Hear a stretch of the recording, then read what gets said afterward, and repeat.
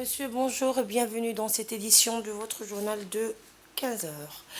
La ville de Boc a été le théâtre hier d'une cérémonie marquant l'inauguration d'une maternité qui a bénéficié d'une extension de la part du projet régional mis en œuvre par la DDS sur financement de la Banque mondiale. Eh bien, cette cérémonie a vu la présence de la ministre des Affaires sociales et du ministre de la Santé.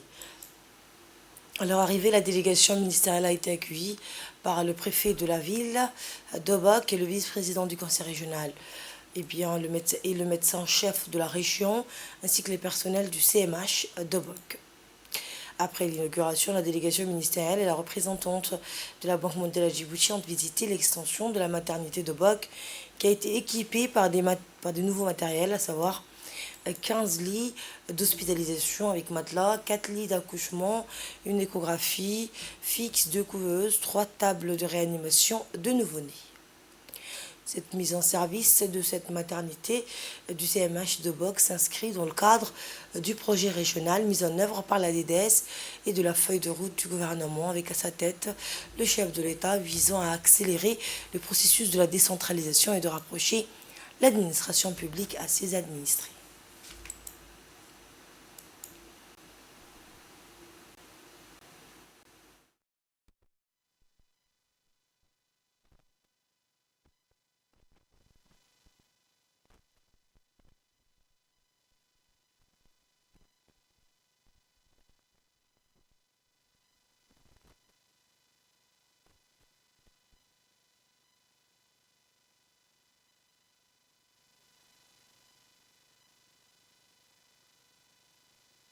Très honorée d'être ici pour participer à l'inauguration de cette très belle extension de maternité qui, de ce que j'ai compris, permettra d'accueillir beaucoup plus de femmes pour accoucher. Qui dit femme, qui dit maman, qui dit enfant, dit la vie. Qui dit vie parle du développement, de l'économie d'un pays tout entier. Donc la Banque mondiale se réjouit d'avoir été associée à ce très beau projet.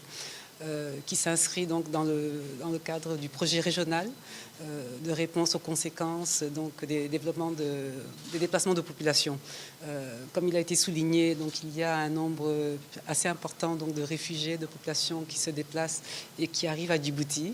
Et nous saluons au passage l'hospitalité exemplaire de Djibouti à prendre en charge donc, ces personnes qui viennent d'autres pays, comme des frères et des sœurs, d'où l'utilité de cette extension qui permettra à beaucoup plus de femmes, qu'elles soient djiboutiennes, qu'elles soient réfugiées, qu'elles soient migrantes, de pouvoir donner vie. Et comme je le dis, la vie.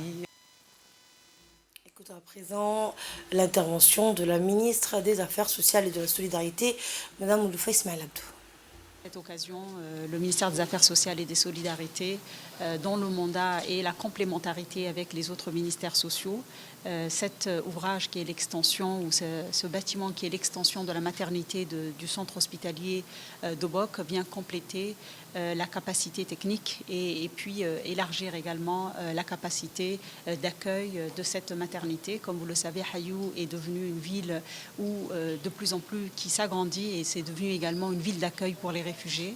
Donc la capacité d'accueil était nécessaire.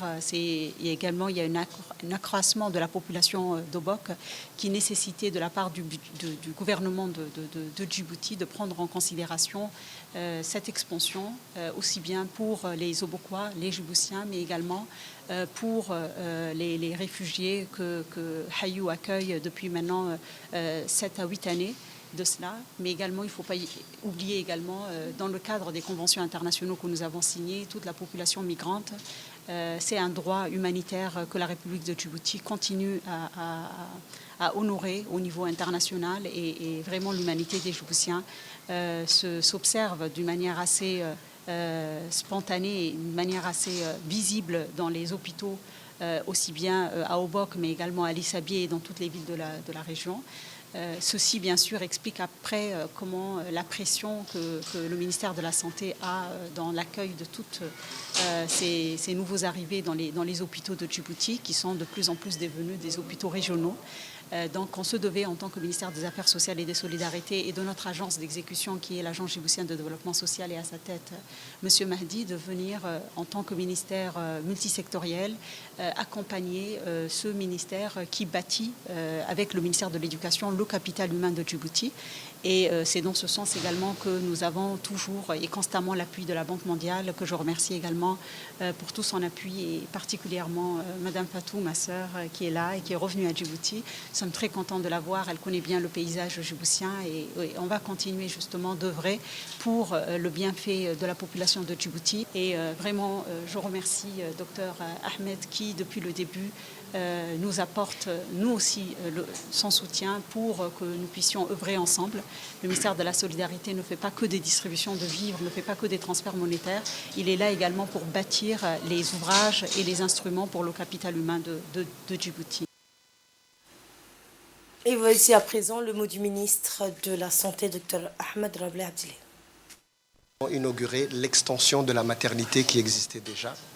Cette extension a permis d'augmenter le plateau technique et d'augmenter également les prestations que cet hôpital, cet centre médico-hospitalier d'Obok faisait auparavant.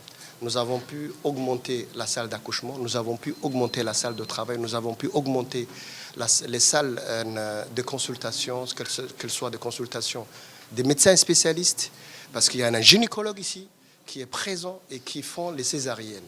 Toute cette extension, il y a également une salle de néonatologie pour les nouveau-nés, et je suis derrière une salle pour la réanimation du nouveau-né et des couveuses. Donc nous avons augmenté les prestations offertes à la santé de la mère et de l'enfant. Ce couple est une priorité pour le ministère de la Santé et nous sommes très fiers ce matin d'inaugurer cette extension qui va permettre d'augmenter les soins et d'améliorer aussi la qualité de soins ici à Obok. Je remercie énormément le ministère de la Solidarité, avec à sa tête Madame Ouloufa, mais également la représentante résidente de la Banque mondiale, la DDS, je ne veux pas les oublier, qui est un outil très important qui est toujours à nos côtés, la préfecture d'Obok, le conseil régional d'Obok, la population d'Obok. Juste un message pour la population. Tous ces équipements, tous ces beaux bâtiments vous appartiennent. C'est pour vous. Il faut les préserver. C'est pour vous que l'État djiboutien est à sa tête. Le président de la République, Al-Hajj Ismaël Omar Guelleh, nous consentons énormément de sacrifices. Le gouvernement djiboutien consent énormément de sacrifices pour améliorer. Il faut savoir que pratiquement toutes les prestations que nous faisons dans les régions sont pratiquement gratuites ou bien supportées par des institutions comme la Solidarité ou bien la CNSS. Et c'est toujours les femmes, les enfants qui surtout en bénéficient. Un mot également au personnel qui travaille ici. Je leur demande plus d'efforts, plus de professionnalisme, plus d'humanité. Et nous retrouvons l'appel à la prière. Restez avec nous pour le reste de l'actualité. Le secrétaire d'État chargé des sports, Hassan Mohamed Kamel, a donc pris part au tournoi du Corridor Radikil, un événement d'envergure visant à promouvoir l'unité et la fraternité au sein de la jeunesse. 6 équipes représentant donc diverses localités telles que Wea, Mouloud, Djeboki, Galhabuz, Galafi et Dikil se sont affrontées dans ce tournoi. L'objectif principal demeure la consolidation des liens sociaux à travers le sport, tout en braquant les projecteurs sur l'importance vitale que revêt le corridor. Dans l'actualité également, je vous amène à Ali Sébillet, cette fois où s'est tenu le bureau donc, exécutif de l'Association nationale des collectivités locales de Djibouti s'est réuni à Ali Sébillet pour aborder un ordre du jour riche en enjeux cruciaux. Cette réunion, caractérisée par une atmosphère de coopération et de détermination, a réuni les membres du bureau exécutif pour discuter des questions vitales qui touchent l'ANCLD. Au cours de cette réunion, les membres du bureau exécutif ont abordé une série de sujets cruciaux figurant à l'ordre du jour et démontrant l'engagement de l'ANCLD envers le développement des collectivités locales de Djibouti. les principaux points abordés sont l'examen du projet des termes de référence pour le recrutement d'un consultant, d'une consultante pour la promotion et la visibilité de l'ANCLD.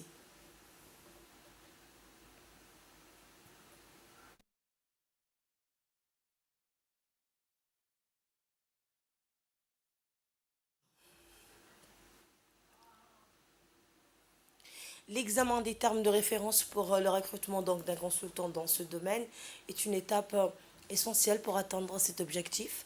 Réflexion sur l'autonomie de la NCLD après donc le projet et les membres du bureau ont engagé une réflexion approfondie sur l'autonomie future de la NCLD. De l'Association nationale des collectivités locales de Djibouti.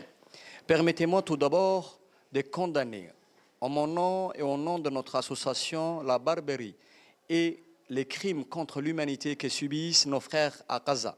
Dans cet esprit, nous nous alignons à la politique clairvoyante de notre président qui a exprimé soutien sans faille au peuple palestinien et répond favorablement à son appel solennel. Je voudrais remercier le chaleureux accueil fait par notre président Charles Marquet, un accueil vraiment digne. Et surtout, je voudrais vous demander de remercier toutes ces femmes et tous ces hommes que vous avez mobilisés et pour un accueil chaleureux. Je propose de suivre les interventions du préfet de la ville d'Ali Sabié et du député de la région lors de cette réunion. Je suis très honoré que je sois avec vous et, comme il dit le préfet ou le conseil régional, nous sommes à votre côté. Nous sommes là parce qu'on travaille la même but, quoi. Soyez les bienvenus à l'ICBI. C'est un plaisir pour moi de vous accueillir aujourd'hui ou de participer à votre réunion parce que je pense que l'ANCLD peut éventuellement contribuer au développement des régions. Donc dans ces cadres, je vous exhorte, Inch'Allah, à continuer dans l'élan de travail que vous menez, à la fois à travers vos voyages pour acquérir plus d'expérience, mais également l'objectif, je pense, c'est d'améliorer les conditions de vie de nos concitoyens. C'est une plateforme qui peut vous permettre, certainement, si vous utilisez ces plateformes à bon escient, à atteindre les objectifs que vous avez dans chaque région. Vous avez des PDR, des plans de développement régional, qui s'inspirent certainement de la vision et de la politique du gouvernement. Conformément aux directives émises par le ministre des Affaires musulmanes et du Bien Warf, Mohamed Hassan Balé, le Haut Conseil islamique a tenu hier à son siège dans le quartier de Gachamal un séminaire intitulé Le droit du musulman sur son frère musulman, qui a vu donc la participation d'une constellation d'érudits, des ulama, d'imams et des prédicateurs, en outre des responsables des centres de mémorisation du Saint-Coran à Djibouti et les élèves de l'école de l'Union nationale des femmes djiboutiennes. La séance d'ouverture de ce séminaire a été présidée par le secrétaire exécutif du Haut Conseil islamique, Cheikh Haki Roulah, en présence du directeur des affaires musulmanes, Ismaël Hassan Rableh, et l'invité donc du jour était Cheikh Ibrahim Kenyawi, et bien, ainsi que Cheikh Abdillahi Ali Ghili, spécialiste donc de la science des hadiths, ainsi que des divers responsables du département du ministère des Affaires musulmanes dans l'Institut Al-Wasatiya et de la culture de la paix. Ce séminaire s'inscrit dans le cadre des efforts de notre pays sous la houlette du chef de l'État pour soutenir nos frères palestiniens, notamment dans la bande de Gaza, qui sont visés depuis plus de 40 jours par la machine à tuer israélienne au vu et au su du monde. Et prenons la parole, Cheikh Ismaël, le secrétaire exécutif du Haut Conseil islamique, Cheikh Haki Roulah, a rappelé que Djibouti, sous la direction du président de la République, a été l'un des premiers pays à soutenir les frères palestiniens de la bande de Gaza qui sont soumis au bombardement israélien, visant les enfants, les femmes les personnes âgées et les installations sanitaires de base. Dans un discours prononcé lors de la séance d'ouverture de ce séminaire, ce dernier a expliqué en longueur de la fraternité islamique et des valeurs de solidarité.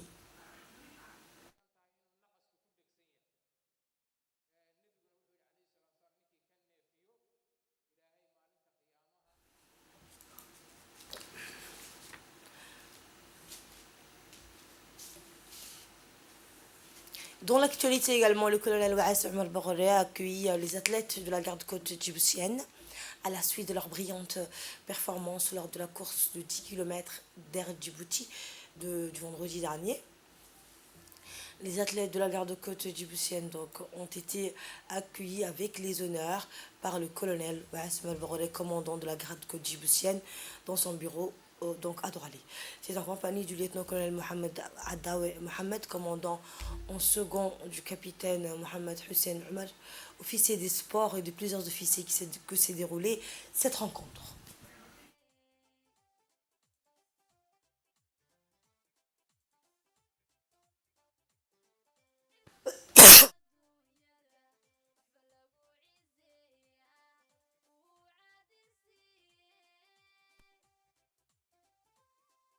Le colonel Waas Omar Baghoré a tenu à travers cette rencontre avec les athlètes de la garde-côte, les féliciter pour l'excellence de leur performance et la réussite éclatante lors de la récente course de 10 km d'Air Djibouti.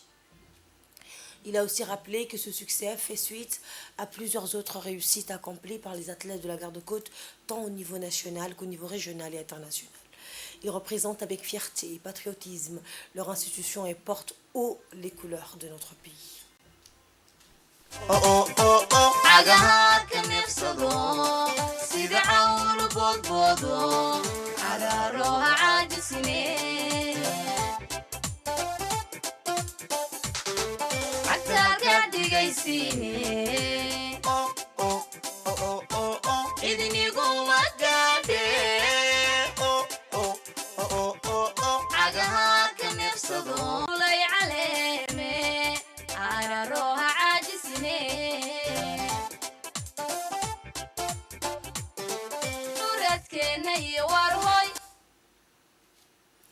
Le secrétaire général adjoint des Nations Unies aux affaires humanitaires a appelé ce vendredi à mettre un terme à la guerre israélienne contre les hôpitaux de la bande de Gaza. L'hôpital Al-Shifa et ses environs sont constamment ciblés par les raids de l'armée israélienne qui affirme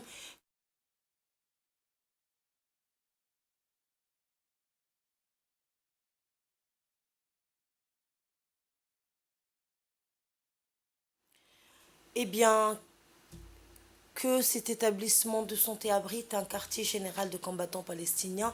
Pour le 35e jour consécutif, l'armée israélienne mène une guerre aérienne, terrestre et navale contre la bande de Gaza, au cours de laquelle elle a détruit des quartiers résidentiels, tuant 11 078 Palestiniens, dont 4 506 enfants, 3 027 femmes et 678 personnes âgées, et blessant 27 490 personnes à des degrés divers, selon des sources officielles palestiniennes. Et c'est la fin de cette édition. Merci de l'avoir suivi.